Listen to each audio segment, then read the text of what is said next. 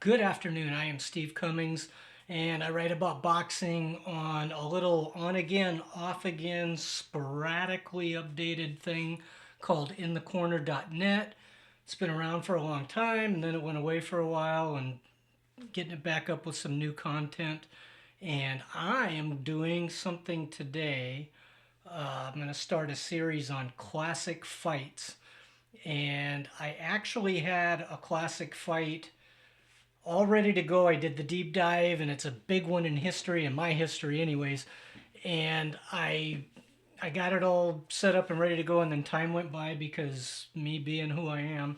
So anyway, I came to another fight that I watched last night, and I better do this now, or else I'm going to do what I did with the other one, which is coming one of these days. But for today, I'm talking about Meldrick Taylor and Julio Cesar Chavez, their first and their epic meeting that they took place in 1990. March was the month. I think it was March 17th. That's what it is. March 17th, 1990 in Las Vegas. Julio Cesar Chavez, 68-0. Meldrick Taylor, 24-0-1.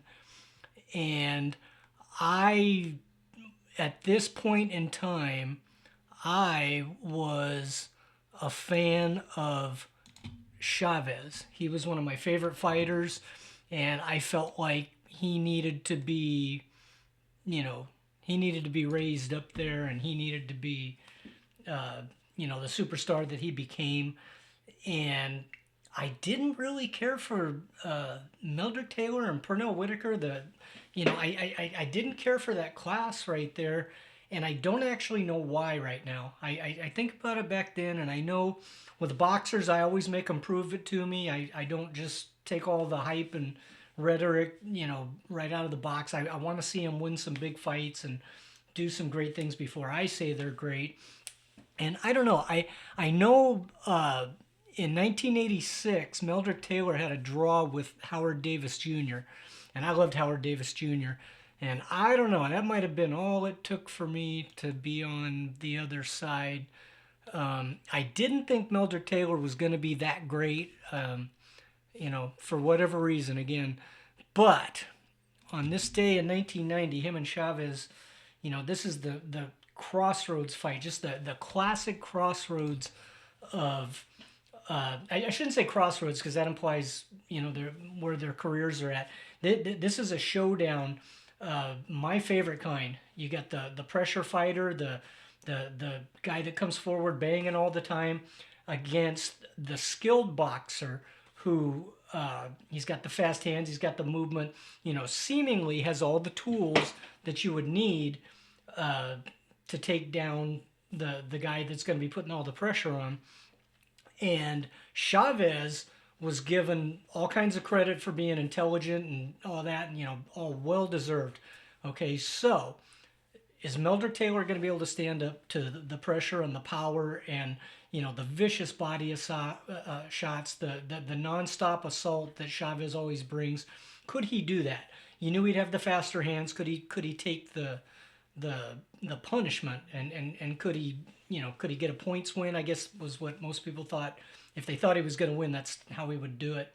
So this fight unfolds, and it's all Meldrick Taylor all the time from the opening bell, and he's throwing heavy shots, and he's going to the body repeatedly, and he's going low quite a bit.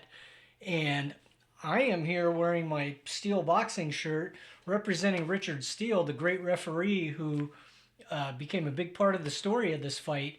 And one thing that Steele did that I think was pretty good was he didn't warn Meldrick Taylor very much for the low blows. These two guys, Chavez, of course, is a body fiend. He goes after the body religiously. And in this fight, he was trying to do that, but Taylor's fast hands were just keeping him off and keeping him from sustaining anything. And I gave Taylor the first round easily. The second round, Chavez heated up, and he got some business done, and he got some big shots in. And it's arguable whether he won the round or not. I gave it to him. He had a good last minute, and was that better than what Taylor did for the entire rest of the round? It's up to whoever. I gave it to Chavez, slight edge, but then I gave Taylor all the rest of the rounds. I did until we got to the 11th and the 12th. To me, it was pretty easy to do those rounds for Taylor. 10, yeah, I think I'm going to get to that because round 10 is where things started going the direction that they ended up. They had, a little bit of ebb and flow where some rounds they wouldn't throw as much, but Taylor always out threw and outlanded. And the surprising thing, again, he punched with power, especially his left hook. He got that thing home a lot, but he was going to the body like you would expect Chavez to do, and he was doing it effectively. And again, he was right there on the border, maybe a little low. Jim Lampley mentioned, like way deep into the fight, that Richard Steele had not warned Taylor about the low blows even once, but he had. I heard him once, and I thought I heard him another time, but I wasn't for sure. And it wasn't until later where he did actually give a warning. We're talking about like probably 9th or 10th round. He gave a proper warning to Meldrick Taylor about the low blows. But this fight went from, what a surprising start for Meldrick Taylor, to the HBO crew saying, this is a masterpiece. It seems like Chavez, all he's got is a knockout, and it doesn't even look like that could possibly happen the way this is going. And it was a masterful effort for Taylor.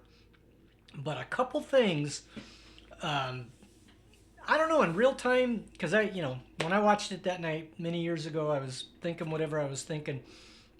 Meldrick Taylor's face started swelling up in the middle rounds. I noted it on here in the 6th. He early on he started bleeding from the mouth, and they said on the broadcast that was a cut from training, and no big thing.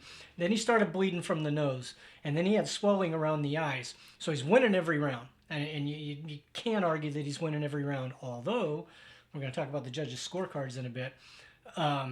Some people did dispute it, but he's easily winning. I mean, the punch stat numbers are laughable. And when you consider, if you watch the fight, it wasn't just a statistical advantage he had. They were good shots. And Taylor couldn't miss with the left hook. Chavez just kept taking it. So on we go. And Taylor's winning. He's scoring, more often, more consistently. Chavez, he never stops trying to put on the pressure, but he couldn't get any sustained attack very often. He would get one big shot, and that would be just about it. And Taylor made a point, when he took a big shot, he would come back with a flurry. And it seemed like he was doing a masterful job of making sure that, Julio Cesar Chavez is a Don King fighter. You don't want any silly stuff to go on with the scoring. And Taylor was doing just about everything he could to win these rounds cleanly, even though it was close action. It was not a boring fight. It wasn't a one-sided fight insofar as, I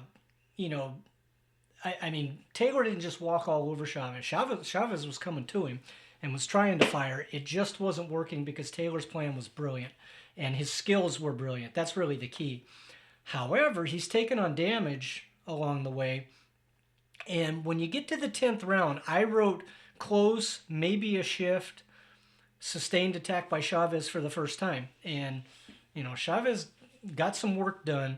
And, if you're paying attention, Taylor's slowing down. And he's fatigued, and why not? He's throwing, close to 100 punches around. And he's putting a lot of effort, and he's got Chavez on him the whole time. There's no time to rest. Taylor's strategy, they said when he trained, they put a circle in the middle of the ring and told him, just train inside that. Don't ever go to the ropes. And he didn't in the fight. Chavez allowed him to stay off of the ropes, and Taylor did a great job with that. So round 10, you see like a little bit of a shift. And then round 11, they went back and forth, and Taylor finished that round wobbly. and Chavez got to him such that when the bell rang, Taylor didn't immediately go to his own corner, and he looked a little bit disoriented. And at this point, it's 10-1 Taylor, maybe 9-2, maybe in some world 8-3. I don't think so, but it could be. Okay, he's easily got enough points to win. Just don't get knocked down. Don't get knocked down. Forget about getting knocked out. Don't do that. But don't get knocked down. And even if you got knocked down once, that wouldn't be enough. Okay. Well, he goes to the 12th round, and Meldrick Taylor fought the 12th round like he fought all the other rounds. And credit to him. I don't know if he specifically was going for the knockout or if he just was like, hey, I'm the boss in here. You hit me once, I'm coming back with 3 or 4. Because he did the same thing, and man, he got way past the part where there were like 30 seconds to go. No ill effects. He's winning the round. Okay? And it doesn't appear that Chavez is about to do what he did, but Taylor was showboating in the last minute. He was posturing and basically started to celebrate. And with about, I don't know, between 10 and 15 seconds left, over, not in the middle of the ring, but like close to the ropes, but in the middle between the corners, Taylor took a right hand. Chavez is clearly his best shot of the fight, and it wobbled him, and his legs were a little, he did a little dance. And so we're 10 seconds or less. And then they come over into the corner, and this is the famous shot that you see from behind Taylor. The guy right there on the ring apron recorded that, Chavez is like putting it to him, and then he just lands a perfect right hand. I mean, just a perfect right hand. And it puts Taylor down, and again, we're under 10 seconds. Taylor goes down in a heap, and he's on his backside, his arms are on the ropes. He gets up immediately. And, all of this is going to be a key in what I have to say about how the fight ended. But he got up immediately. He didn't look great, okay? And his face is all busted up, as it has been. That didn't change in that moment. But he got up, and I think he took the count at 6, at 5 or 6, something like that. There was a lot of discussion on the broadcast. I think the first time you see Richard Steele's, fingers right directly in front of Meldrick Taylor, I think he's saying 6, 7, 8. Taylor's been up, for a couple of seconds. He got up right away. He did not struggle to get up. He got up quickly. If it was in the middle of the round, you might have thought, that's too quick. Stay down and take a breather. But Taylor got up, and as we all know, Richard Steele asked him, "Are you okay?" twice, and Taylor never says anything. He turns and looks at his corner, and then Richard Steele waves off the fight. And, ultimately it was 2:58 of round 12 of a fight that Taylor's winning by a mile. Okay, so Chavez wins, Taylor loses, and as we know now, their careers, went very different directions. Chavez continued on.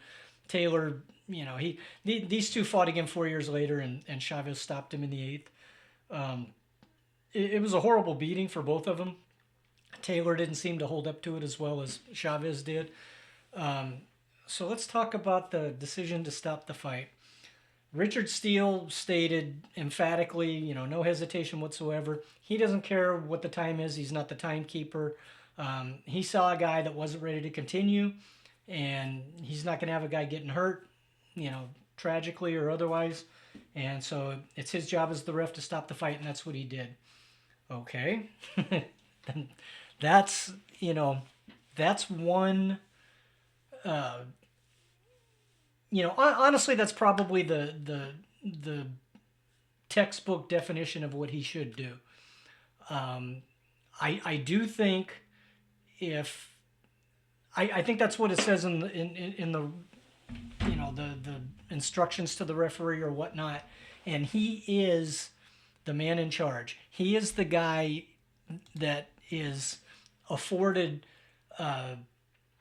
I mean, we trust him. He tells them before the fight starts. He tells them protect yourself at all times. He tells them this is low. I'm gonna call this good. This is low. You know, so on and so forth. You know, tells the guy, you know, go to the neutral corner. Hang on, we got to tape that glove. You know, he's in charge of the proceedings. You know, he's in charge of the whole event in there, and he's in the ring. You know, where you know nobody knows better than him what's going on in there, especially like you know the damage being taken on. You know, if you've been to boxing live, you know that it's more violent and brutal in person than what you see on TV. Even a TV fight where you see they're really banging, when you can hear you know the sounds and the reactions and everything of I'm talking about the fighters, not the audience, but you can hear the thudding and then you can see and hear a fighter's reaction to it. You know, you can tell better live. You know exactly what the damage is than you can on TV a lot of times. And of course, Steele's right there in the ring.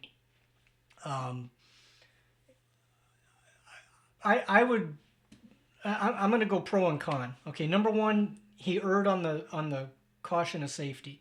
So, in Richard Steele's on his side of the ledger, you know he's going to go down in history as a guy that you know maybe stopped the fight too soon, and that might not be great, but he's not the guy that let a fight go on, which this one could not have because of the time frame. But he's not going to be remembered as a guy that let a fight go on and a guy got killed, or a bunch of guys. You know, he let fights go on too long, and these guys ended up being terribly damaged because he, you know, didn't make the decision like he did on this fight. You know, that's all to his credit. That's all on his side of the ledger. You know, he is the boss, and he is supposed to stop the fight if he thinks the guy's had enough.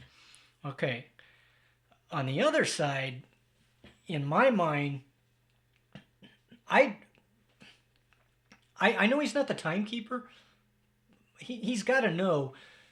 As a referee, when they do the 10-second warning, he's getting ready and getting in position to make sure that he can break them up when the round ends. I mean, that's his job, and he's doing it. He ought to know. I think he should know what the time, and he did know what the time was.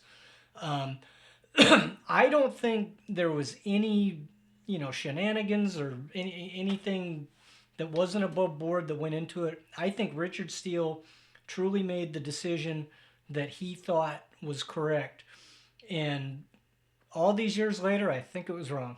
Okay, at the time I was a Chavez fan, and I was like, hey, you know, those are the rules, you know. So I guess that's the way it goes. Over time, I look at it, and I just, again, I give the referee credit for being in total control of everything in there. You hate it when a referee lets a fight get out of control. You hate it when the guy, you know, lets one guy do fouling, whether it's low blows or headbutts or whatever, doesn't do anything about it. You know, you hate that. You can't stand that.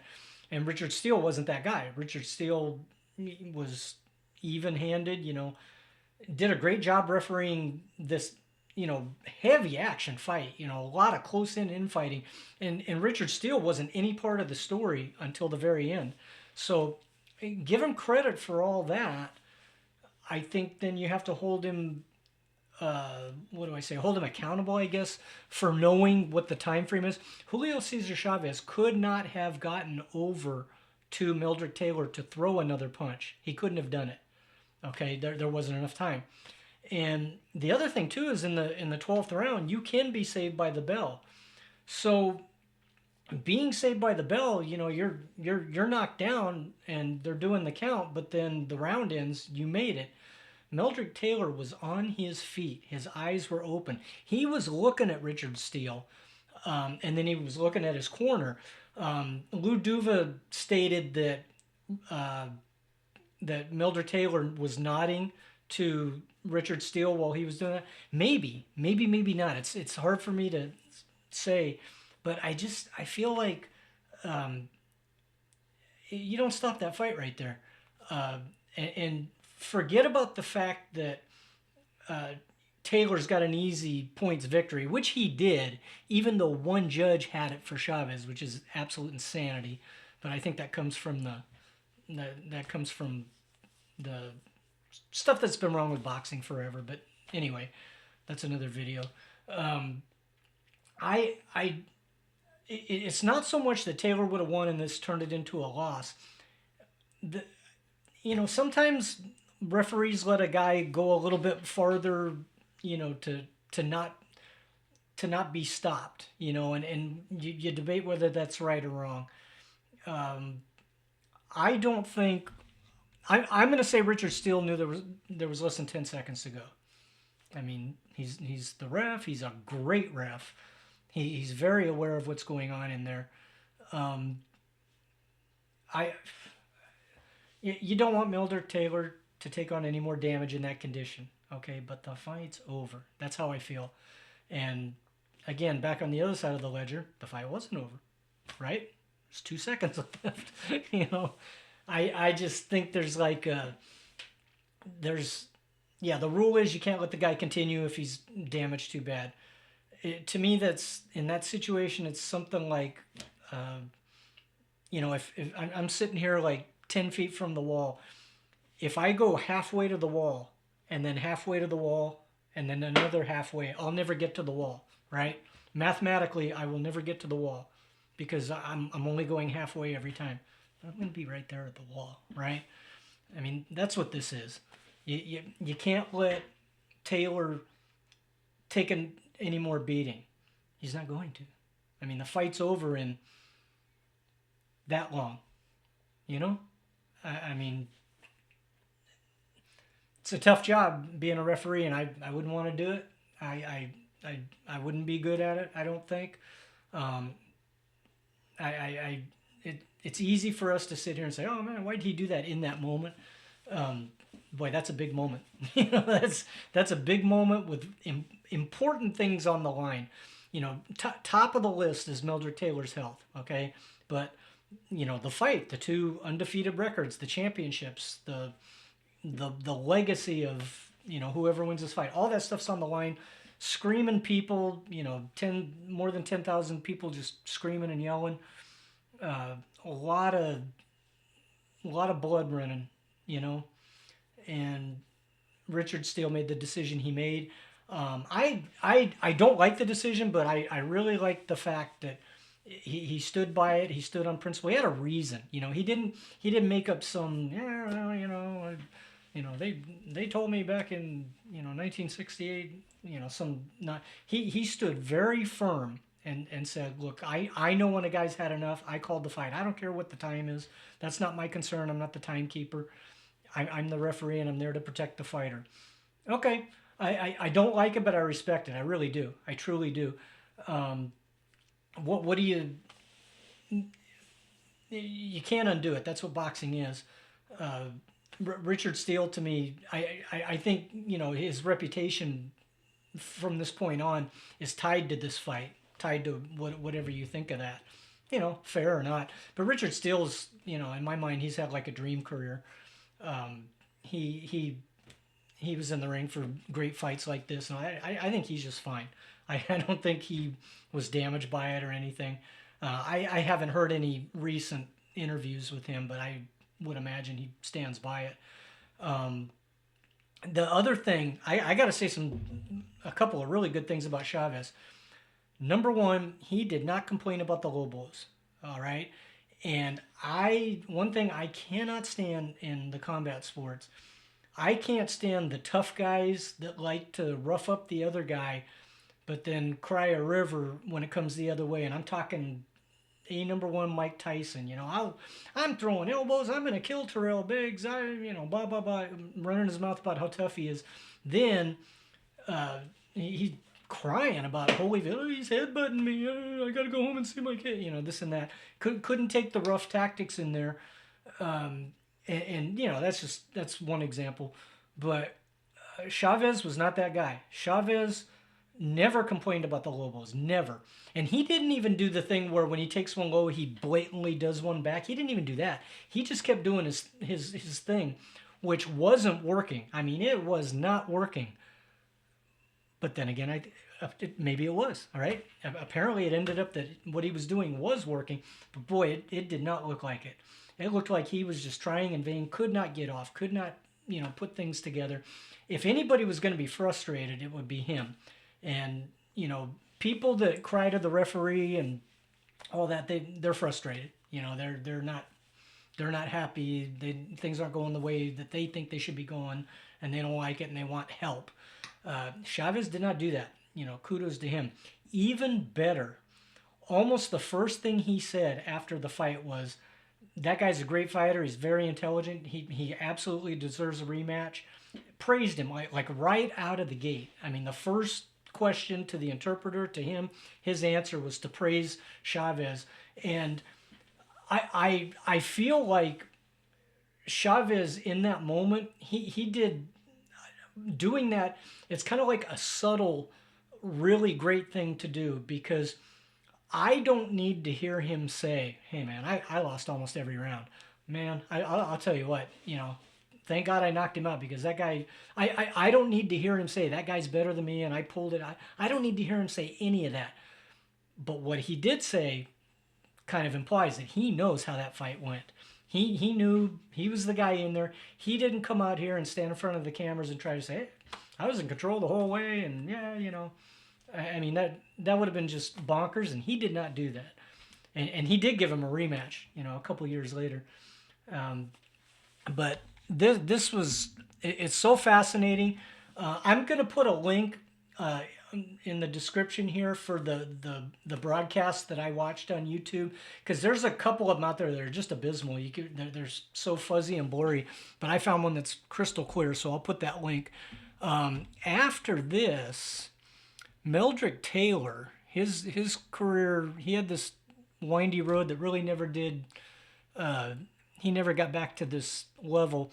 He fought Primo Ramos for the second time, a guy that he beat earlier in his career with a one-sided unanimous decision. So his next fight after Chavez was a rematch with that guy, and he did pretty well the same thing, 98, 91, 97, 92.